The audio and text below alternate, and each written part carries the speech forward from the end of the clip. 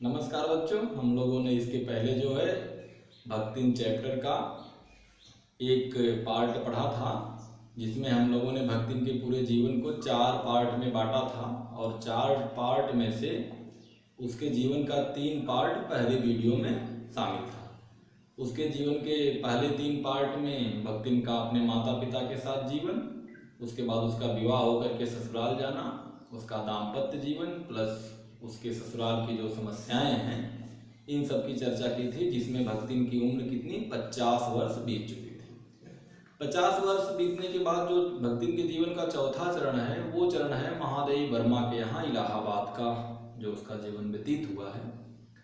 तो चौथे चरण में है कि महादेवी वर्मा के यहाँ भक्तिन पहुँचती है। भक्तिन का परिचय महादेवी वर्मा से होता है, जैसा इसके पहले की वीडियो में बताया जा चुका है। वो अपना नाम बताने से संकुचित होती है कि भाई मेरा नाम लक्ष्मी ना कहा जाए, क्योंकि मेरे नाम के विपरीत ये है नाम लक्ष्मी और धन एक पैसा नहीं मेरे पास। तो महादेवी वर्मा उसका नाम उसके वेशभूषा के अनुसार भक्तिन रख देती हैं। अब इसके आगे की बात होगी। तो भक्तिन महादेवी वर्मा के यहाँ नौकरी के पर्पज से आई है। तो महादेवी वर्मा उससे पूछती है कि तुम क्या क्या कर लेती हो, यानी तुम्हें क्या क्या करने आता है। तो भक्तिन अपने गांव से है, जैसे मैंने कहा। भक्तिन जवाब देगी किस भाषा में? अवधी भाषा में, जो हिंदी से मिलती जुलती है। जैसे भक्तिन कहती है कि ई कौन बड़ी बात आए, रोटी बनाए जानित है, दाल रांध लेत है, साग भाजी छौंक सकित है और बाकी का रहा। यानी भक्तिन कहती है कि मैं रोटी बना लेती हूँ, दाल रांध लेत है मतलब दाल पका लेती हूँ, सब्जी छौंक लेती हूँ, और क्या रहा खाना बनाने में, अर्थात मैं खाना अच्छे से बना देती हूँ। तो महादेवी वर्मा ने कहा ठीक है, चलो भाई अब आज से आप मेरे घर पे रहो। अगले ही दिन सुबह भक्तिन क्या करती है, सुबह नहाती है, नहा धो करके तैयार होती है। तैयार होने के बाद सूर्य भगवान को 2 लोटा जल देती है। जल देने के बाद किचन में पहुंच जाती है और एक कोयला लेकर के एक लंबी रेखा बना देती है कि यानी ये रसोई घर की रेखा है, अब इसके अंदर कोई प्रवेश नहीं करेगा। यानी वो साफ सफाई पवित्रता पर बहुत ध्यान देती है। अब क्या होता है कि महादेवी वर्मा देखती हैं कि अरे कोयले की मोटी रेखा कैसी रेखा है, लक्ष्मण रेखा की तरीके से है कि अब इस रेखा को कोई पार नहीं कर सकता है। वो पूरी भोजन बना लेती है। भोजन बनाने के बाद भोजन ला के महादेवी वर्मा को खाने के लिए देती है। तो बनाई क्या रहती है, मोटी मोटी रोटी और दाल। और रोटी भी कैसी है, पूरी मोटी, 1 उंगली इतनी मोटी मोटी रोटियां उसने बनाई है। जब खाना जाता है महादेवी जी के सामने तो वो देख करके परेशान, क्यों कहती है अरे ये तूने क्या बना दिया। तो कहती है रोटी पकाने के चक्कर में, अच्छे से पकाने के चक्कर में थोड़ी सी काली चित्तीदार हो गई है। और दाल है, सब्जी तो घर में रखी हुई थी, लेकिन अगर दाल बनी है तो सब्जी की क्या जरूरत है। ग्रामीण जीवन है, गाँव वाले दाल चावल खाएंगे, शाम को रोटी सब्जी खा लेंगे, यानी दाल और सब्जी दोनों एक साथ नहीं खाना है। जब दाल बनी है तो सब्जी की क्या जरूरत है। वो देहातिन है, गांव में रहने वाली है, जैसा वहाँ का खान पान का परिवेश है वैसा खाना उसने यहाँ बना दिया। अब महादेवी वर्मा वो कह रही कि और खाना तो बहुत अच्छा है, तो आपकी समस्या है कि आप दूध घी खाती नहीं हैं, कोई चटनी अचार नहीं खाती हैं। अगर आप कहिए तो मैं आपको लाके गुड़ दे दूँ, इसके साथ गुड़ से रोटी खा लीजिए। खाती तो बहुत कुछ है खाने के लिए। अब महादेवी वर्मा क्या करें, किसी तरीके से एक रोटी खा करके उठती हैं और यूनिवर्सिटी चली जाती हैं। तो जब 1 दिन 2 दिन यही कार्यक्रम चला तो उन्होंने देखा कि अगर ऐसे ही खाएंगे हम तो समस्या बढ़ जाएगी। तो वो यूनिवर्सिटी के रास्ते में ही एक अलग अपने भोजन का प्रबंध उनको करना पड़ा कि उनका स्वास्थ्य कहीं गिर ना जाए, डाउन ना हो जाए, तबीयत खराब ना हो जाए। लेकिन बाध्यता इतनी है कि घर में काम करने वाली सेविका से वो अपनी समस्या कह नहीं सकती कि मुझे दिक्कत हो रही है, क्योंकि भक्तिन के पास 50 तर्क होते थे कि अरे क्या ज़रूरत इसकी है, अगर ऐसे खाना बन जाता तो ज़्यादा अच्छा रहता है, आपको खाना चाहिए। और आपको नहीं पता है कि मकई का रात में बना दलिया सवेरे मट्ठे से ज़्यादा अच्छा लगता है। यानी रात का बना भोजन रात में नहीं, सुबह, जिसे वो कहती है कि बासी है लेकिन अच्छा बहुत लगता है। कई बाजरे के तिल के लगाकर बनाए हुए पुए गरम कम अच्छे लगते हैं। अगर पुए वो बनाए कि इसके बाजरे के, गांव में जौ बाजरे खाए जाते हैं, कहीं इसके पुए बना दे तो ये गरम अच्छे नहीं लगते हैं, जब ठंडे हो जाएंगे तो ज़्यादा अच्छे लगेंगे। और जो है सफ़ेद महुए की लपसी, महुए का जो फल होता है, कहे उसकी लपसी अगर बना दी जाए तो उसके सामने दुनिया के सारे हलवे क्या हैं, फेल हैं। अर्थात सब मिला जुला करके भक्तिन देहातिन है, गांव की रहने वाली है, गांव का जो भोजन है, गांव की जो संस्कृति है उसको वो शहर में लागू करती है, और शहर की ये जितनी बनावटी चीज़ें हैं उसको इनकार करती है।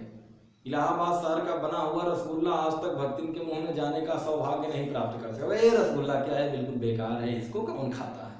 और गांव के भोजन का वो खूब बखान करती है कि ये सब्जी, ये रोटी, ऐसी दाल बना लिया, ऐसे खा लिया। तो इस प्रकार से जो है, और महादेवी सोचती हैं कि भक्तिन कुछ सीखे, जैसे कि वो कुछ बोल रही, जैसे जब मैं बुलाती हूँ भक्तिन तो वो ये नहीं कहती जी मैडम, ऐसा नहीं बोलती, होती है आए शब्द का प्रयोग करती है। अर्थात जो गांव का जीवन है वो अपने आप को शहर में आकर के नहीं बदली, यानी वो देहातिन देहात से आके शहर में शहर जैसी नहीं हुई, और महादेवी वर्मा शहर में रहते हुए भी कैसी हो गई, देहातिन हो गई, देहात जैसी हो गई। ये थी भक्तिन का स्वभाव।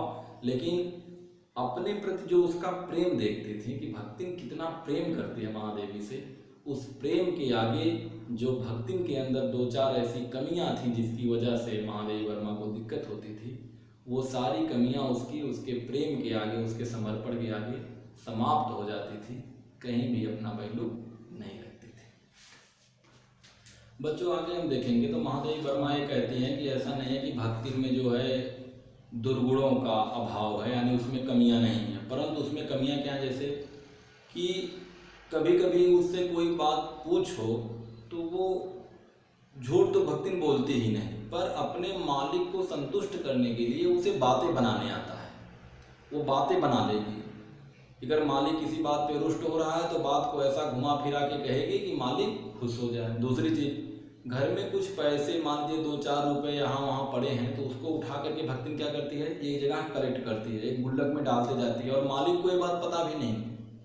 पर ये भक्तिन की चोरी नहीं है कि वो पैसे की चोरी करती है, वो 2-4 रुपए बचा करके रखती है कि अगर कभी विपत्ति का समय आए, कोई संकट आए, तो वह इसी पैसे को अपने मालिक को सौंप देगी, जिससे जो है उस संकट से, उस परेशानी से हम लोग क्या हो जाएं, बाहर निकल जाएं।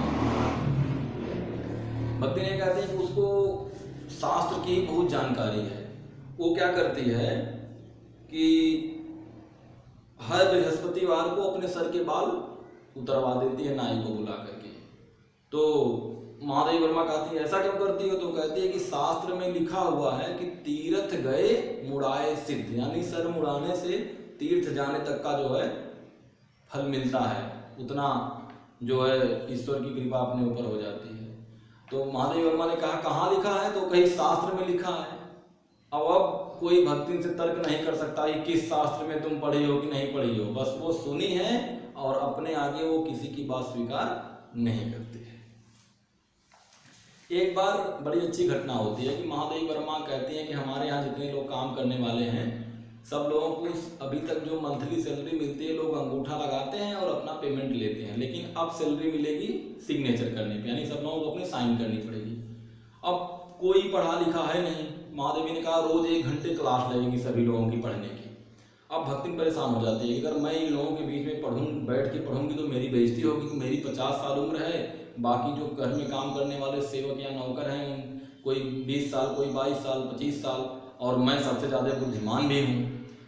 तो जा कर के कहती हैं कि हमारी मालकिन तो दिन रात जो है किताबिये में गड़ी रहा थी, अब अगर हम भी पढ़ने लिखने लगेंगे तो घर गृहस्थी का काम कौन देखेगा। अर्थात मालकिन तो मेरी दिन भर पढ़ती रहती हैं, अगर मैं भी पढ़ूंगी तो घर का काम कौन देखेगा।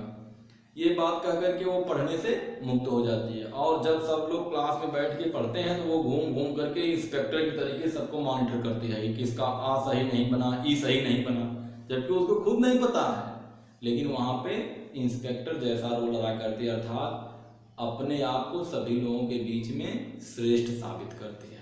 और कभी कभी ऐसा होता है लोगों से कहती चलिए हमारी मालकिन जो लिख रही हैं, पढ़ रही हैं, बड़ी व्यस्त हैं, उनकी सहायता करवा दीजिए।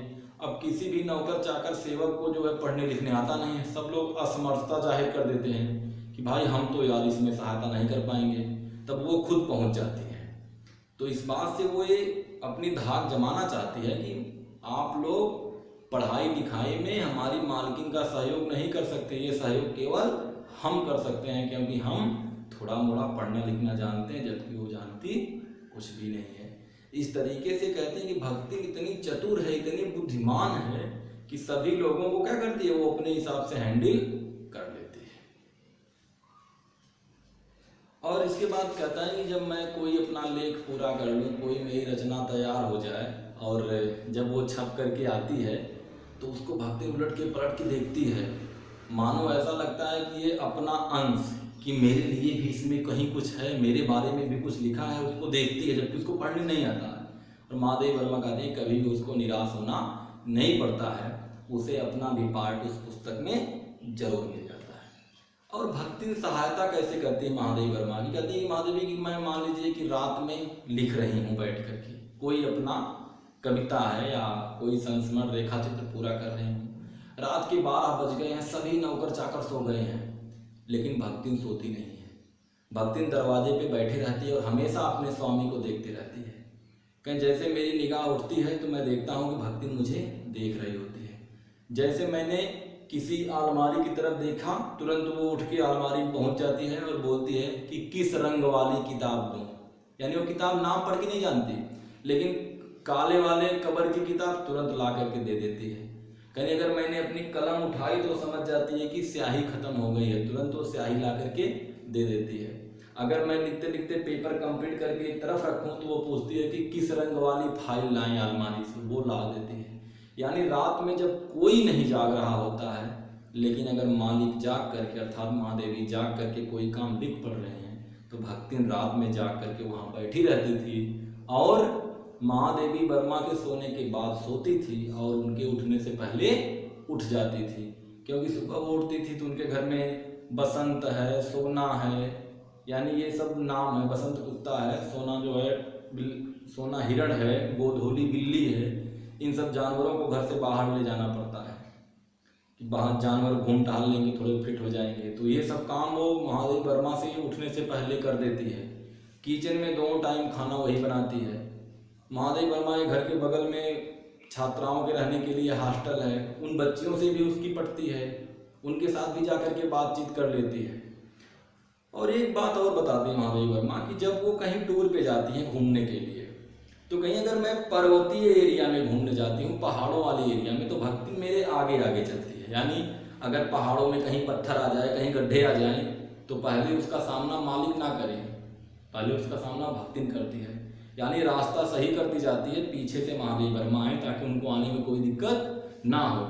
परंतु जब ऐसे रास्ते पे चलती है जहाँ पे धूल होती है, गांव जैसी जमीन, प्लेन जमीन है, वहाँ भक्तिन पीछे हो जाती है, अपने मालिक को आगे कर देती है।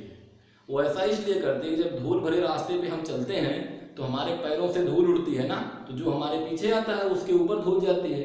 तो भक्ति सोचती है कि मेरे द्वारा उड़ाई गई धूल मेरे मालिक के ऊपर जाएगी, इससे अच्छा है मालिक आगे चले, धूल मेरे ऊपर आए, लेकिन मेरे मालिक को कोई तकलीफ ना होने पाए। इतनी जबरदस्त सेवा करती है अपने मालिक को, इसीलिए कहा गया है कि वो सेवक धर्म में किससे बराबरी करती है, हनुमान से बराबरी करती है। कुछ चीजें और, जैसे महादेवी वर्मा इलाहाबाद में है, वो समय है भारतीय स्वतंत्रता आंदोलन का, आंदोलन होता है, बार बार विश्वविद्यालय के बच्चे जो है जेल में जाते हैं। तो जब भक्ति सुनती है कि बच्चों को जेल हो गया, तो कहती है कि बित्ता बित्ता भरे के लड़कन के जेल ही कलयुग है, अब प्रलय हुई। यानी छोटे छोटे बच्चे यूनिवर्सिटी पढ़ने वाले हैं, 20 साल 22 साल को, इनको जेल होता है, ये तो प्रलय है। इनके माँ बाप को बड़े लाट तक लड़ना चाहिए, अर्थात हाई कोर्ट तक लड़ना चाहिए मुकदमा कि इन बच्चों को जेल ना हो।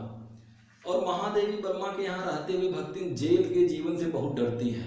कोई अगर जेल का नाम ले ले वो डर जाती है, जैसे लगता है कि यमराज के यहाँ जाना, यानी मृत्यु आ गई है। तो लोग इससे उसको चिढ़ाते भी हैं। कभी लोग कहते हैं कि तुम्हारे मालकिन को अब जेल होगा, जेल जाना पड़ेगा।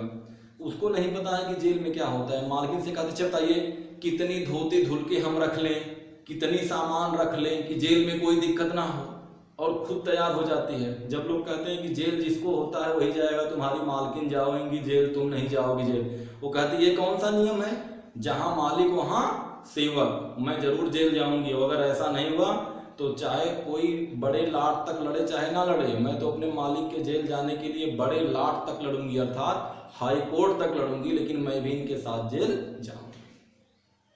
एक बार क्या होता है कि पूरे इलाहाबाद में एकदम बिल्कुल परेशानी जैसा माहौल क्रिएट हो जाता है।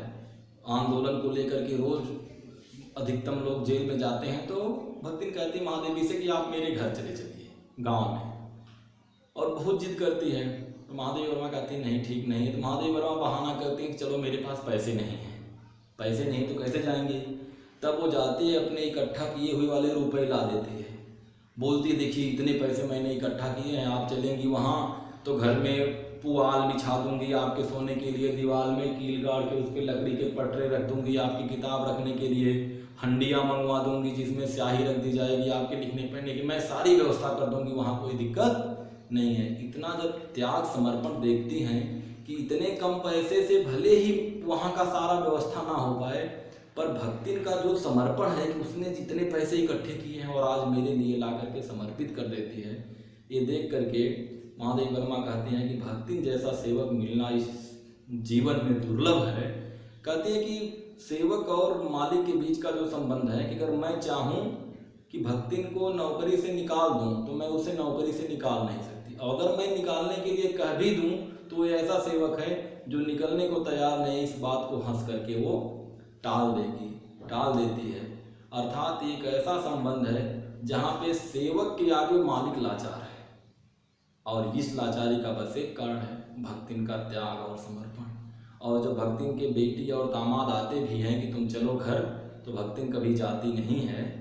कहती है मैं महादेवी वर्मा का साथ छोड़ करके नहीं जा सकती। और महादेवी वर्मा ये कहती भी हैं कि भक्तिन के जीवन की कहानी मैं भक्तिन के जिंदा रहते ही लिख देना चाहती हूँ, क्योंकि जब जीवन का अंतिम समय आएगा, पहले मेरी मृत्यु होगी, पहले भक्तिन की मृत्यु होगी, तब उस समय भक्तिन मुझे छोड़ के कैसे जाएगी या मैं भक्तिन के छोड़ के कैसे जाऊंगी। वह तो ऐसा समय होगा जहाँ पे कोई किसी के साथ नहीं जाता, लेकिन भक्तिन के जीवन की कहानी मैं भक्तिन के जिंदा रहते ही लिख देना चाहती हूँ। बच्चों, इस पूरे चैप्टर में सबसे इम्पोर्टेंट प्रश्न यही है जो हमेशा परीक्षा में, लगातार बोर्ड परीक्षा में आता है कि सेवक धर्म में हनुमान से स्पर्धा करने वाली भक्तिन, इस विषय पे अपने तर्क दीजिए। तो आप देखेंगे जिस तरीके से भगवान राम के लिए 24 घंटे हनुमान तैयार रहते हैं, ठीक वैसे महादेवी के जीवन में 24 घंटे। अगर दुर्गम रास्ते पे है तो भक्तिन आगे, सुगम रास्ते पे है तो भक्तिन पीछे। रात में महादेवी वर्मा लिख रही हैं तो उनके लिखने का सारा इंतजाम करने के लिए वो रात भर जाग करके बैठती है, अपने मालिक की सेवा में 24 घंटे वो तत्पर रहती है। तो ऐसा सेवक दुनिया में मिलना दुर्लभ है। इसीलिए महादेवी वर्मा ने कहा कि ये सेवक धर्म में हनुमान से स्पर्धा करने वाली है। तो ये पाठ यहीं समाप्त होता है। आप सभी को धन्यवाद।